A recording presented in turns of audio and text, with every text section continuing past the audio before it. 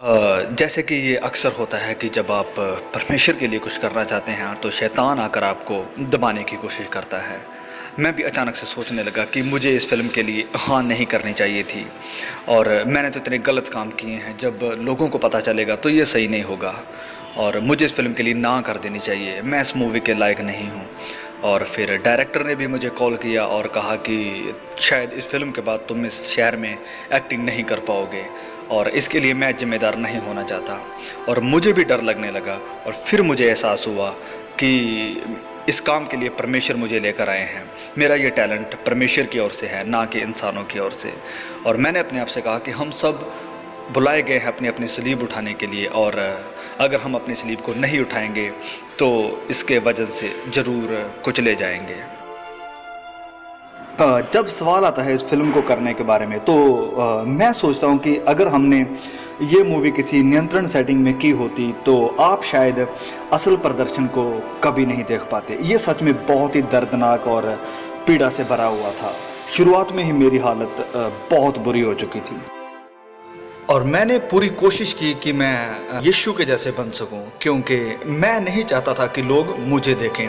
मैं चाहता था कि लोग यीशु मसीह को देख सकें, कि जब लोग इस मूवी को देखें तो वो अपने आप को देख सकें जैसे कि हम अपने आप को देखते हैं, ऐसे नहीं पर परमेश्वर की नज़र से कि वो हमें कैसे देखता है।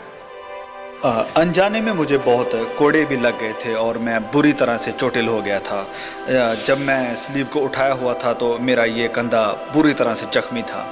मूवी को करने से पहले मेरा वज़न तकरीबन 210 पाउंड के आसपास था, पर मूवी के बाद जब मैं स्लीव पर था मेरा वज़न 168 पाउंड ही रह गया था।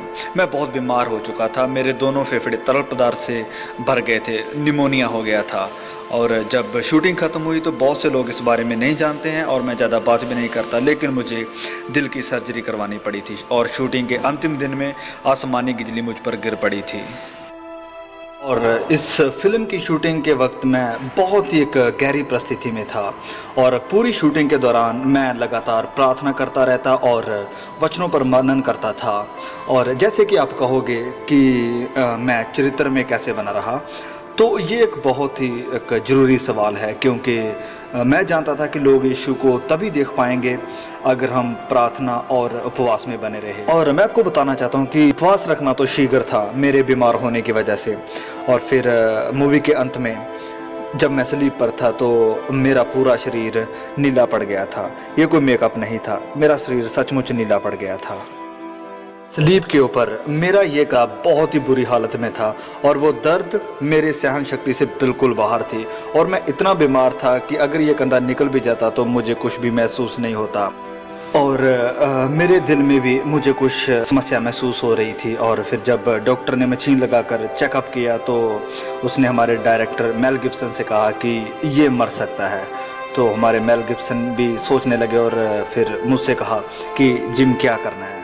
तो मैंने मेल गिब्सन से कहा कि मैं अब मरने के लिए तैयार हूँ, ये अब मेरे और परमेश्वर के बीच का मामला है, तो मैं घर जाने के लिए तैयार हूँ, क्योंकि मैंने कभी भी अपने आप को इस लायक नहीं समझा था और उस समय मैं बिल्कुल तैयार था परमेश्वर के पास जाने के लिए। पर मैं जानता था कि अगर मैं इस फिल्म को बनाते हुए मर भी जाऊँ तो बहुत से लोग इस फिल्म के द्वारा बचाए जाएंगे। मूवी के अंतिम सीन में जब मैं चट्टान के ऊपर चढ़ रहा था तो आधे रास्ते में, जबकि हर कोई अपनी अपनी पोजीशन में था, उस समय वहाँ पर तकरीबन 250 के करीब कुछ लोग थे। तो रास्ते में ही मुझे एक साया महसूस हुआ। ये एक बुरी आत्मा थी, मुझे भटकाने के लिए कहा कि तुम तो मर रहे हो। तो मैंने कहा कि ये तो एक अच्छी खबर है, क्योंकि मैं जानता हूँ कि मैं अब किसके पास जा रहा हूँ।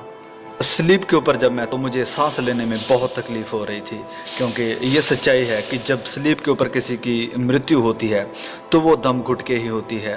और शारीरिक तौर पर मैं भी इसी तकलीफ़ से जूझ रहा था। शायद हमारा प्रभु चाहता था कि मैं भी उस दर्द को महसूस करूं जो उसने सहन किया था, पर परमेश्वर मुझे संभाल रहा था और मेरा हाथ पकड़े हुए था और वो शायद चाहता था कि तुम कहाँ तक मेरे साथ चल सकते हो। और मैंने कहा कि प्रभु, मेरा कतरा कतरा हाजिर है।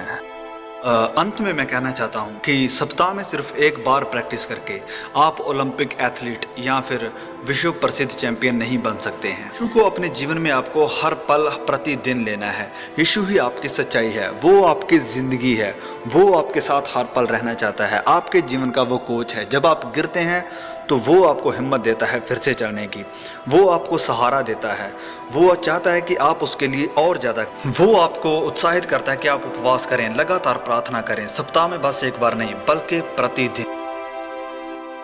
आप में से जितनों ने यीशु को ग्रहण किया है उसे आप दिल में बिठा कर रखें, क्योंकि जब कभी भी आप पाप करते हैं आप उसका इनकार करते हैं। पवित्र बनो जैसे कि आपका बुलाने वाला भी पवित्र है।